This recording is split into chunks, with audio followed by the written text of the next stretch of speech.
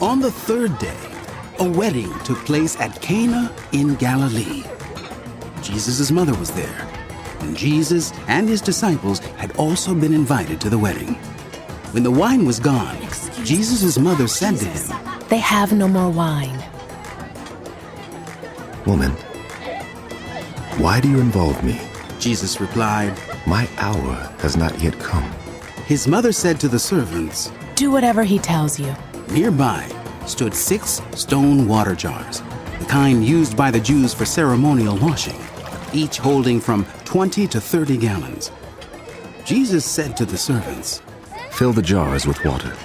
So they filled them to the brim. Then he told them, "Now draw some out and take it to the master of the banquet." They did so, and the master of the banquet tasted the water that had been turned into wine.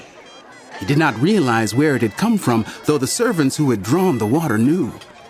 Then he called the bridegroom aside and said, "Everyone brings out the choice wine first, then the cheaper wine after the guests have had too much to drink. But you have saved the best till now." What Jesus did here in Cana of Galilee was the first of the signs through which he revealed his glory, and his disciples put their faith in him. After this, he went down to Capernaum with his mother and brothers and his disciples. There they stayed for a few days. When it was almost time for the Jewish Passover, Jesus went up to Jerusalem. In the temple courts, he found people selling cattle, sheep, and doves, and others sitting at tables exchanging money. So he made a whip out of cords and drove all from the temple courts, both sheep and cattle. He scattered the coins of the money changers and overturned their tables. And to those who sold doves, he said, "Get these out of here! Stop turning my Father's house into a market!" His disciples remembered that it is written, "Zeal for your house will consume me."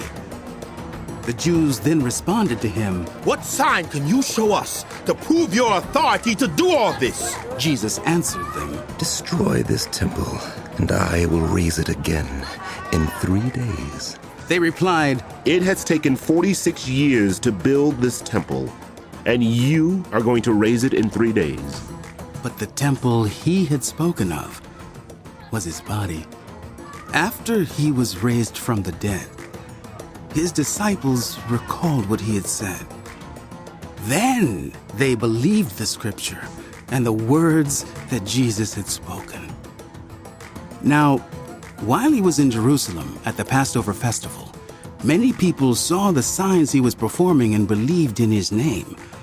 But Jesus would not entrust himself to them, for he knew all people. He did not need human testimony about them, for he knew what was in them.